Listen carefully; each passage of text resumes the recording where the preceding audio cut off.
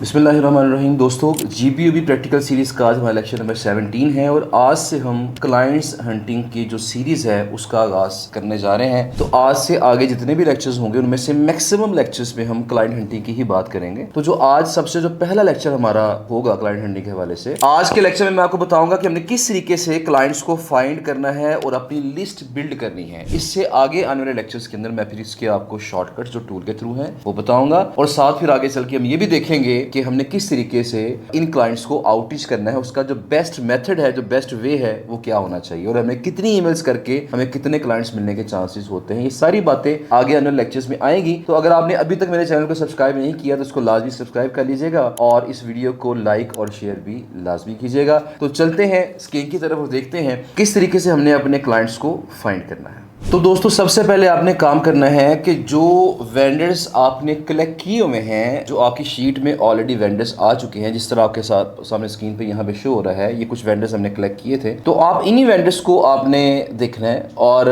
आपकी इनके साथ डील है या नहीं है ये मैटर नहीं करता। आपने काम करना है कि इनमें से किसी एक वेंडर साइट को आपने ओपन कर लेना है। फर्स्ट करें मैं सेकंड वाली साइट को ओपन करता हूँ और ओपन करने के बाद मैं इस पर क्लिक करूंगा तो ये साइट हमारे पास ओपन होगी। और इसके बाद यहाँ पे हम इसका देखें, ये ब्लॉक साइट नहीं है, इसमें सर्विसेज सेल हो रही हैं, इसमें कुछ और चीजें भी हैं। हम यहाँ पे जाएंगे, इनका जो रिसोर्स सेंटर है यहाँ जब जाते हैं तो यहाँ पे ब्लॉग का पेज मौजूद है। हम यहाँ ब्लॉग के पेज के अंदर जाते हैं और यहाँ जाने के बाद ये वो सारे आर्टिकल्स हैं जो कि यहाँ पे लिख के लगे हुए हैं और यहाँ पे आर्टिकल्स कम लगे हुए हैं। आर्टिकल्स कम लगने का मतलब ये तादाद हम काउंट करें तो निस्बतन आर्टिकल्स कम है। बहरहाल इस पे अगर हम देखें तो इसमें हमें जरा चेक करना पड़ेगा कि इनमें से कौन सा आर्टिकल ऐसा है जो इस वेबसाइट के एडमिन ने खुद लगवाया है या इसकी टीम ने लगाया है और कौन सा आर्टिकल ऐसा है जो कि किसी क्लाइंट ने पब्लिश करवाया। देखें, आज का जो हमारा टेक्निक है उसका नाम ब्लॉग रिसर्च है। यानी एक ब्लॉग था, हमने इसमें रिसर्च करनी है और देखना है कि इस ब्लॉग के अंदर ऑलरेडी किस किस बंदे ने गेस्ट पोस्ट लगवाई है। अब जिस बंदे ने गेस्ट पोस्ट लगवाई है, हमारा जो मेन कॉन्सेप्ट है वो क्या होगा कि हम उस बंदे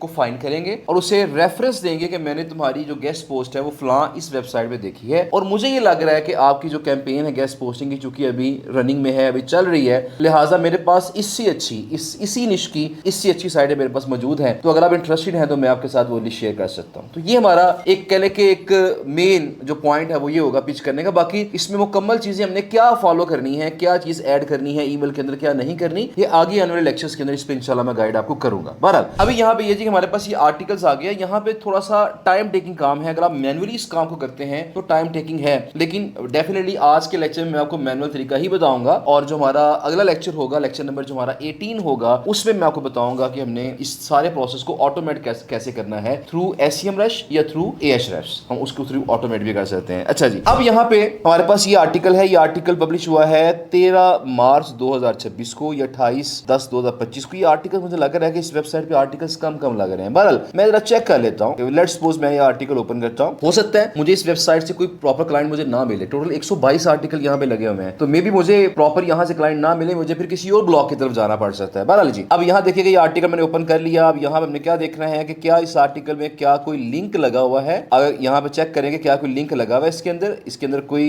एंकर के पीछे कोई लिंक लगा हो, तो मुझे फिलहाल यहाँ पे इस आर्टिकल में कोई लिंक लगा हुआ नजर नहीं आ रहा। इसका मतलब ये है कि ये जो वेबसाइट है इसके ऊपर ये गेस्ट पोस्ट नहीं, ये एक ब्लॉग पोस्ट है जो कि इस वेबसाइट के एडमिन ने खुद पब्लिश की है। लिहाजा मैं इस आर्टिकल को इग्नोर करूंगा। मैं इसका एक आधा आर्टिकल खोल के और चेक करता हूँ जहां से मुझे लगता है, मुझे वैसे लग नहीं रहा कि इसके ऊपर रिसेंटली कोई आर्टिकल या गेस्ट पोस्ट लगी है। तो बहरहाल मैं इसको फिर भी एक आधा आर्टिकल और चेक कर लेते हैं। मैंने जब इसको चेक किया तो यहाँ देखिएगा एक लिंक मुझे पहले ही आर्टिकल में नजर आ गया है, लेकिन मैं इसको देखूंगा क्या इसके अलावा कोई और लिंक भी है। तो जब मैं नीचे जाता हूं तो मुझे इसके अलावा कोई और लिंक यहाँ पे नहीं मिलता। तो लिहाजा इसका मतलब एक और आर्टिकल, हमारे एक और लिंक आ गया और ये लिंक भी सेम उसी एंकर के साथ है। बहरहाल मैं जब इस लिंक पे क्लिक करूंगा ना, अब यहाँ पे लिंक तो लगा हुआ है लेकिन इससे हरगिज ये इससे मुराद नहीं होती कि ये क्लाइंट है। हमने इस लिंक को ओपन करना है और लिंक को ओपन करने के बाद हमने पहली चीज ये देखनी है कि क्या ये लिंक इंटरनल है या एक्सटर्नल है। अगर उस पर क्लिक करने से यही साइट, इसी साइट का कोई और पेज दोबारा खुल जाए तो इसका मतलब यह है कि लिंक इंटरनल है, और अगर इसको पे क्लिक करने से कोई न्यू साइट खुल जाए, कोई अलग साइट खुल जाए, तो इसका मतलब यह है कि लिंक जो है वो एक्सटर्नल है। तो क्लाइंट होने के लिए पहली शर्त यह है कि एक्सटर्नल लिंक होना चाहिए। तो मैं जब क्लिक करता हूं तो पहले चेक करते हैं कि क्या ये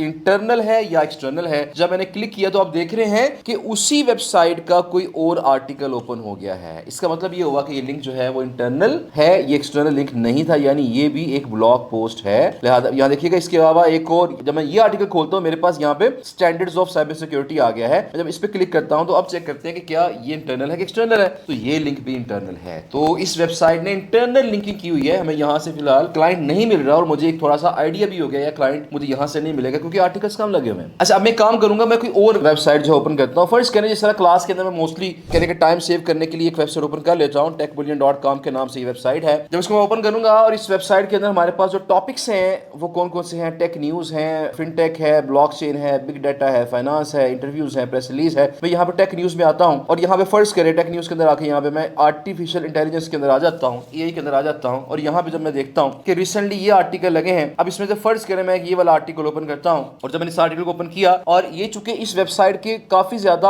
ऑथर्स भी हैं तो लिहाजा ये एक ऑथर है इस वेबसाइट का, जिशान यूसुफ के नाम से, तो ये उसने आर्टिकल पब्लिश किया हुआ है और मुझे ये काफी हद तक लग रहा है कि ये एक गेस्ट पोस्ट होगी। बहरहाल इसके अंदर यहाँ देखिएगा ये एक लिंक लगा हुआ है, यहाँ पे लिंक लगा हुआ है, यहाँ पे इसके अलावा 2 लिंक्स यहाँ पे इस आर्टिकल में लगे हुए हैं और मैं इसमें पहले फर्स्ट लिंक को चेक करता हूँ। जब इसको मैंने क्लिक किया तो न्यू टैब के अंदर एक नई साइट खुल गई है, ये देखिएगा जेपी लॉफ्ट के नाम से न्यू साइट खुली है। यानी पहली शर्त हमारी पूरी हो गई कि ये जो लिंक था वो एक्सटर्नल निकल आया। अब अगली शर्त क्या है कि इस जो लिंक ओपन हुआ है, जो साइट ओपन हुई है, ये हाई अथॉरिटी की साइट नहीं होनी चाहिए। अब ये कैसे पता चलेगा? इसके लिए देखिए एक काम तो ये है कि मैंने यहाँ पे Ahrefs की मैंने एक्सटेंशन इंस्टॉल की है जिसका नाम है Ahrefs बार, और जब एक्सटेंशन इंस्टॉल हुई है और मैंने यहाँ पे इसको कनेक्ट कर लिया है अपने फ्री वाले Ahrefs अकाउंट के साथ, तो ये मुझे यहाँ पे 55 ऊपर लिखा हुआ आ रहा है। यानी इस वेबसाइट का जो DR है वो 55 है। और अगर मैं यहाँ पे SEO क्वेक के ऊपर क्लिक करता हूं और इसको ऑन करता हूं तो मुझे यहां पे नॉर्मली इसकी ट्रैफिक मिल जाती है। तो ये देखिए SEMrush सर्च इंजन ट्रैफिक, तो जब इस पे हम क्लिक करते हैं तो ये मतलब क्लिक नहीं करना, यहां पे जस्ट ये 560 शो हो रहा है, ये इसकी ट्रैफिक है। लेकिन आपने मेक श्योर कर लेना है ये ट्रैफिक ही है। जब यहां पे माउस लेके आते हैं तो ऊपर लिखा आना चाहिए SEMrush SE ट्रैफिक। तो अगर इसकी ट्रैफिक यहां पे फर्ज करें, यहां पे 560 ट्रैफिक है, DR चाहे 55 है लेकिन ट्रैफिक चूंकि कम है लिहाजा ये बंदा मेरा क्लाइंट हो सकता है। इसी तरीके से हमने 1 बाय 1 जो रिसेंटली आर्टिकल पब्लिश हुए हैं 1 बाय 1 वो आर्टिकल्स खोलने हैं, उनमें लगे हुए लिंक्स को चेक करना है कि वो लिंक किसने लगवाया था। अब ये कंपनी है जिसने ये लिंक लगवाया था, लिहाजा मैं इसके स्टैट चेक करूंगा।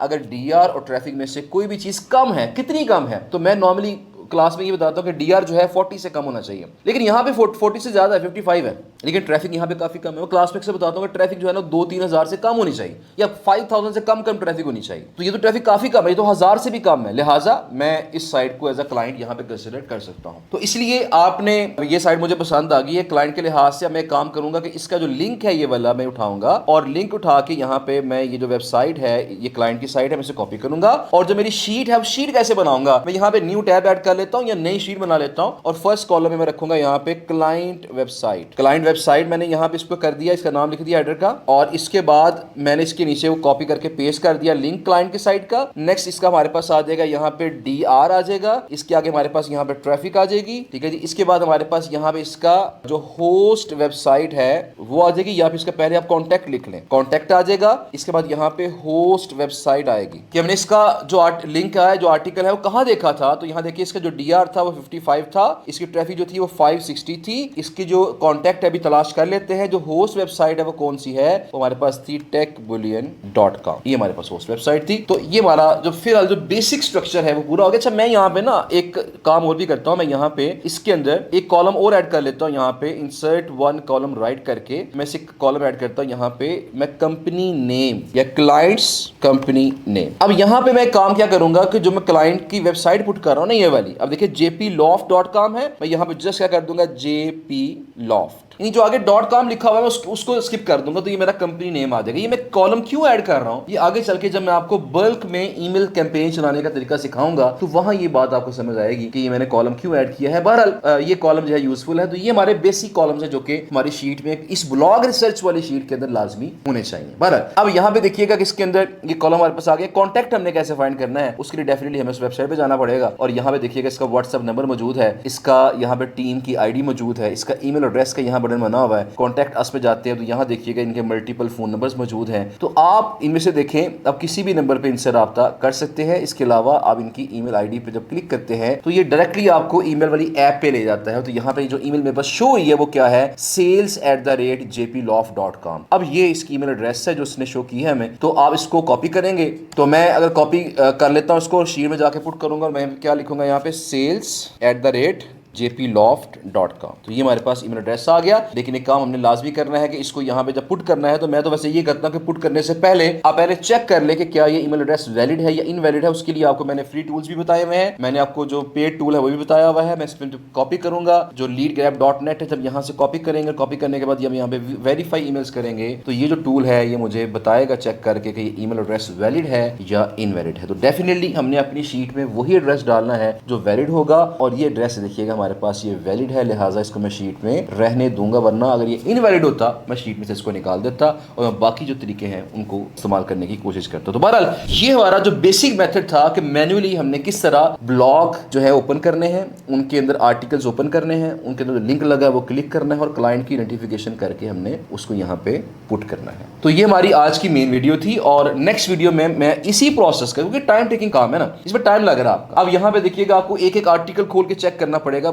वहां से क्लाइंट मिलता है नहीं मिलता, ये बात की बात है। तो काफी टाइम टेकिंग प्रोसेस है। इसी टाइम टेकिंग प्रोसेस का हम जो शॉर्टकट है वो देखेंगे नेक्स्ट लेक्चर में। और अगर आप चाहते हैं कि नेक्स्ट लेक्चर आप तक इजीली पहुंच जाए, आपको नोटिफिकेशन आ जाए, आपकी फीड में प्रॉपर्ली वो शो हो जाए, तो आप मेरे इस चैनल को सब्सक्राइब कर लीजिएगा और इस वीडियो को अपने पास सेव भी कर लीजिएगा, ताकि जब भी आप क्लाइंट हंटिंग का काम स्टार्ट करें, क्लाइंट आउटरीचिंग का काम स्टार्ट करें, तो ये वीडियो आपके पास महफूज हो। तो इंशाल्लाह मुलाकात करेंगे नेक्स्ट वीडियो में और देखेंगे कि हमने किस तरीके से इस प्रोसेस को शॉर्टकट तरीके से करना है। तब तक अपना बहुत ख्याल रखिएगा। Thank you so much. Allah Hafiz.